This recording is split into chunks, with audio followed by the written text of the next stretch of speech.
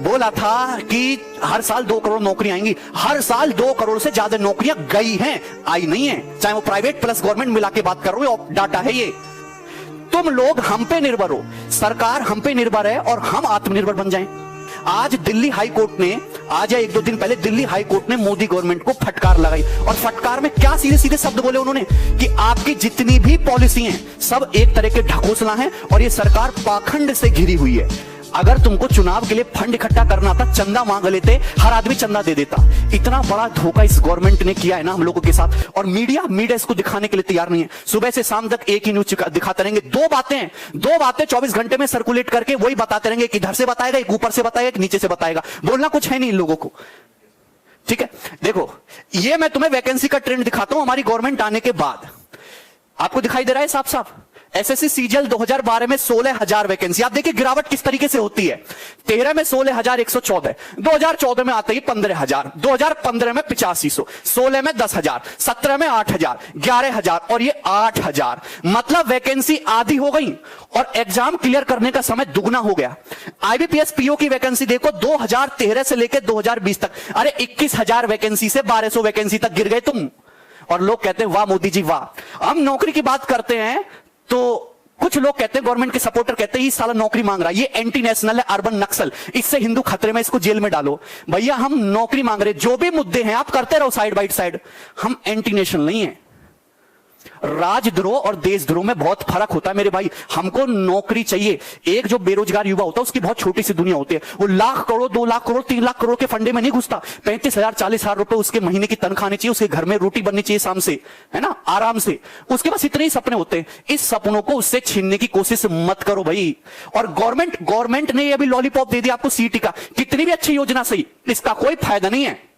हमें सीईटी नहीं चाहिए, हमें एक ऐसा कमीशन चाहिए जिससे एग्जाम जल्दी हो, 1 से 1.5 साल में सारी प्रक्रिया खत्म करके हमारे हाथ में नौकरी और तनख्वाह दे। हमें ऐसा कमीशन चाहिए। सीईटी से बढ़िया यह होता कि जिन बच्चों का सीएचएसएल का पेपर अटका हुआ है, एनटीपीसी आरआरबी अटका हुआ है, एमटीएस लटका हुआ है, सीजीएल मेंस नहीं हो रहा टाइम से, आने वाले पेपरों का कुछ आता पता नहीं है, कि इन रुके हुए पेपर को जल्दी करा के बच्चों की ज्वाइनिंग दे। आपके पास पैसा नहीं है देने के लिए, तनख्वाह देने के लिए पैसा नहीं, तो साफ साफ बोल दो कि हम तो भिखमंगे, हमारे पास कुछ नहीं है तुम्हें देने के लिए। आप गवर्नमेंट जॉब खत्म कर दो, आप गवर्नमेंट जॉब खत्म कर दो, बाकी 2024 के चुनाव में हम लोग देख लेंगे, हम अपने हिसाब से देख लेंगे तुम्हें। फिर आप कुछ बोलते नहीं हो, सीधा सीधा सब छुपाए चले जा रहे हो। देखिए ये हर एक स्टूडेंट की लड़ाई है और आपको खुद ही लड़नी पड़ेगी।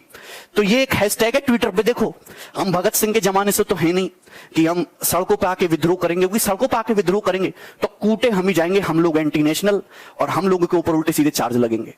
तो हम सोशल मीडिया में बहुत प्यार से और बहुत तमीज से अपनी बात रखेंगे। 1 सितंबर को 11 बजे से हम एक हैशटैग ट्रेंड करेंगे, hashtag SSC declare CGL result. जितने भी स्टूडेंट हैं, सारे के सारे स्टूडेंट, अगर 1 लाख ट्वीट होगा ना, पर डे 15 दिन तक ट्रेंड करेगा। और आप फेसबुक पे, सोशल मीडिया पे आप मेल करो एसएससी को, आप जो भी ऑर्गेनाइजेशन है आप उसको मेल करो, अपने फेसबुक पे शेयर करो, इंस्टाग्राम पे, ट्विटर हैंडल पे, तब जाके कुछ होगा। वरना ये चीजें ऐसी चलती रहेंगी, ये नई नई चीजें आती रहेंगी, बस एग्जाम के टाइम को टाला जाएगा। ठीक है भाई, बस एग्जाम के टाइम को टाला जाएगा और ऐसी कहानी चलती रहेगी आगे तक। ये साल के साल ऐसे ही निकलते जाएंगे और बेरोजगारी का लेवल बढ़ता जाएगा। 10 करोड़ से ज्यादा बेरोजगार हमारे देश में। बहुत सारे लोग आर्ग्यू करते हैं पॉपुलेशन भी तो बढ़ रहा है, कितना नौकरी देगा सरकार। भाई पॉपुलेशन बुड्ढों का थोड़ा बढ़ रहा है, पॉपुलेशन बढ़ रहा है जवान लोगों का। हमारे पास पॉपुलेशन नहीं, हमारे पास रिसोर्सेज बढ़ रहे हैं। पहले घर में 1 आदमी कमाने वाला था, आज घर में 5 आदमी जवान कमाने वाले हैं, लेकिन वो पांचों के पांचों घर में बैठे खाली। अगर वो आदमी अगर एक आदमी 50-50 हजार रुपया कमा के लाएगा तो 2.5 लाख रुपया महीने घर में आएगा। आप कहते हो आत्मनिर्भर बनो, आपने छोटे मोटे बेरोजगारों के सारे धंधे खत्म करवा दिए, उल्टी सीधी पॉलिसी ला के कैसे आत्मनिर्भर बनेंगे।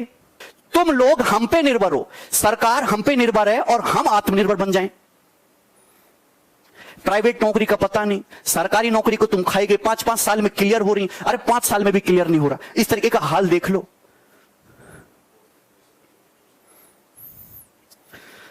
या सुबह से स्टूडेंट का मैसेज आता है, बार बार फोन आता है, कभी कभी तो ऐसे मैसेज भी आते हैं, सर 200 रुपया पेटीएम कर दो, 1000 रुपए सर डाल दो, कोर्स फ्री में दे दो, सर पढ़ना यहां अटके हुए हैं, पिताजी की जॉब चली गई, सर कोई टाइपिस्ट की जॉब दे दो, कंटेंट राइटर की जॉब दे दो। मैं क्या करूं, क्या कर सकते हैं हम।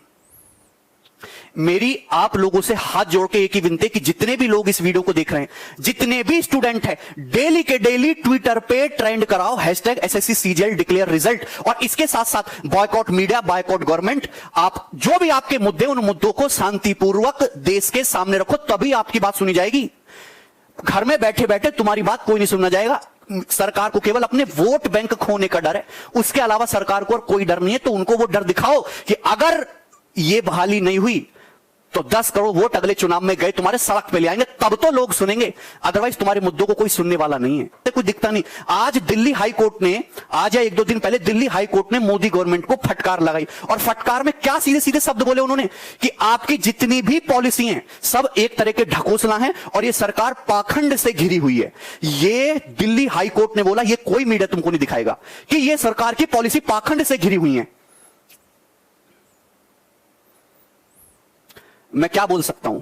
आप एसएससी कमीशन को मेल डालो, ट्विटर पे, फेसबुक पे, इंस्टाग्राम पे, सोशल मीडिया पे, यूट्यूब कमेंट पे एकदम आग लगा दो, फैला दो, जब ही तुम्हारी बात सुनी जाएगी, अदरवाइज तुम्हारी बातों को कोई सुनने वाला नहीं है। और एक बंदा अगर आवाज उठाता है ना, तो उल्टे सीधे मुकदमे लगा के उसको जेल में डाल देते हैं लोग। तो जब तक सारे लोग मिलकर आवाज नहीं उठाएंगे ना, कुछ होने वाला नहीं है, कोई सोल्यूशन नहीं निकलेगा। सोल्यूशन साथ में आके, हाँ क्या बोलूं मैं? बोलने के लिए मेरे पास अपने देश की स्थिति पे कभी कभी रोना आता है कि हमारा देश कौन से गड्ढे में जाता जा रहा है, दिन पे दिन गड्ढे में घुसता जा रहा है, और मीडिया उस पर बोलने को तैयार नहीं है। तुम हैं, कोरोना तो सभी के साथ हुआ है और दूसरे देशों में भी आर्थिक स्थिति खराब हुई है, पर वो तो उभर जाएंगे। लेकिन इतना मुझे विश्वास है कि हमारी गवर्नमेंट हमको कोरोना से नहीं उभार पाएगी कभी भी।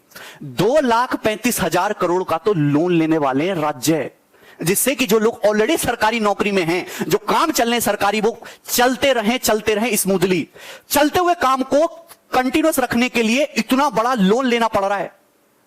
और तुम ये बताओ कि सरकार इतनी बेकार हो चुकी है कि वो कैसे नए लोगों को रिक्रूट करेगी और कैसे उन पे इन्वेस्ट करेगी, कैसे उनको ट्रेनिंग करा के उनको काबिल बना के तब तनख्वाह देगी। उसमें तो सरकार का इन्वेस्टमेंट जाएगा। आप जेईई नीट का पेपर तो बड़ा अच्छा करा ले रहे हो, हैं?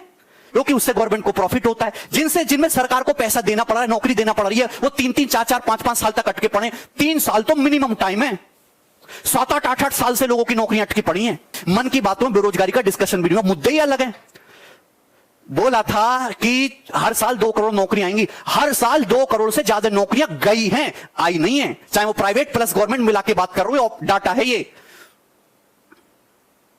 किसान हमारा परेशान है, छोटा जो बिजनेसमैन है, जो छोटा व्यापारी है, वो परेशान है, स्टूडेंट परेशान है, टीचर परेशान है, सब परेशान है। मौज में बड़े बड़े बिजनेसमैन, बड़े बड़े लोग, अडानी अंबानी जैसे, वो मौज ले रहे हैं, नेता सांसद मौज ले रहे हैं।